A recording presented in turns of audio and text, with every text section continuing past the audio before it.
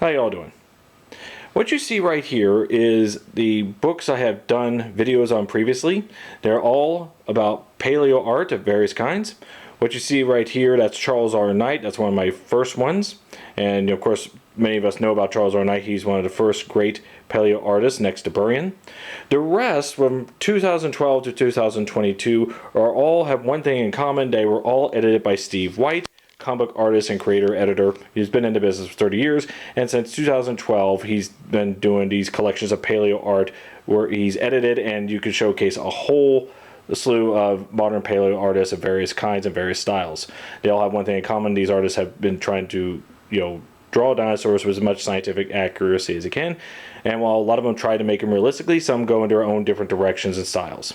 We have Dinosaurs Art Volume 1 and 2, the art of Julius Sautonier in particular, and we got Mesozoic art. One of the other things I have of Steve White, he did this. Another book I reviewed, I got for $2 at half price books, and that was Dinosaur Hunters.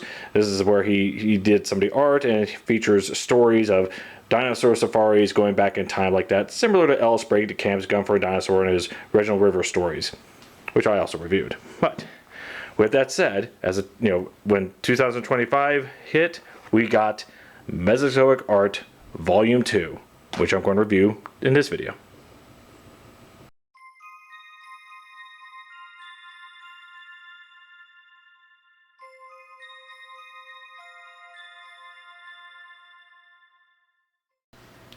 Released in September of 2025, I picked this up early in 2026.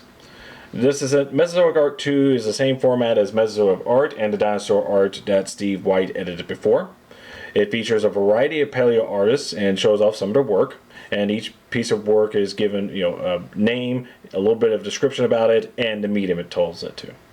Now, the cover art and the interior art, such as this, and even when you take off the dust cover, you get this. Same as a reverse image on the back of the cover. Very neat. They are also given descriptions there where it tells the artist, again, the description of it and the medium that's chosen. So, all that's covered. However, I did notice that some of the descriptions in a couple places here and there, they told the same information twice. Okay, well, it's a nice overlook because, we're more interested in the art piece itself, not the written text. Now, years ago, I read somewhere that when it comes to paleo artistry, if you're trying to make a breakthrough of that to any successful level, think about all the different types of art, bits or commercial art that you're trying to make a living with. Wildlife art, which is where paleo art comes in, is probably the smallest sliver of all commercial art, and paleo artistry is a small sliver within that. Don't let that discourage you. But I think if you're going to if you're in the middle of making paleo art or just inspired to do it and you have the talent to do so, don't let this be a discouragement. Just understand the reality first. And then, do your best, run up the flagpole, see who salutes. You may find yourself in a book like this right here. And Darren, Naish, and Steve White, the two editors of this, and the first book as well, they have it in their introduction. Let me read the section about that. A question we, this book's editors and writers, are regularly asked is how a person might break into paleo art as a career. The sad fact is that any chance of success is exceedingly slim. Success in the field is generally measured via the production of artwork for the aforementioned press releases, or work for museums, magazines such as National Geographic, or high-end book illustrations. Those artists who provide this sort of artwork are few and far between, and indeed the opportunities to produce it are scarce. Those artists that do succeed, those who can be considered professional paleo artists, generally provide imagery at the realistic, even photorealistic end of the paleo art spectrum. Yet even a superficial cruise across social media will show that paleo art as a whole is far more Catholic.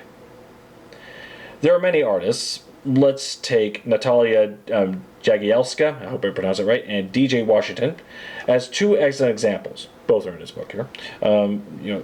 Whose work function as a synergy of scientific accuracy and a particular graphic style. You'll see this in the slideshow I'll provide at the end here. There are those within the paleo art community who might even have a hard time recognizing it as paleo art at all, regarding it instead as paleontologically themed art. Fair enough. Yet both artists are as disciplined in their portrayal of ancient animals as those artists at the realistic end of the spectrum. That said, it is likely that most artists featured in this book have influences outside paleontology. Natali's work, for example, borrows from Japanese art, while Louis LaRosa is the first in a paleo art book in which he's a highly regarded comic artist. So, while a lot of these artists, you will see, as he said, will be on the realistic side of things, there are those that have their own unique style of direction on how they want to portray it. You may not find them in the museums here, but they can be, it can show you direction where if you want to do good dinosaur art, and you can start at the very core of the science itself, then express itself, from there. I have come across, and I'm sure many of you who look at paleo art, we see a lot of dinosaurs in media, and it's either too cutesy or too, one of my examples I would give is many probably have heard of the Mesozoic comics. Nice idea. I think it's a poorly executed. I hate the art design, how they did dinosaurs and all that. It's just, it's just not the way you want to go. But with that said, each chapter is a particular artist where you see their own artwork and everything.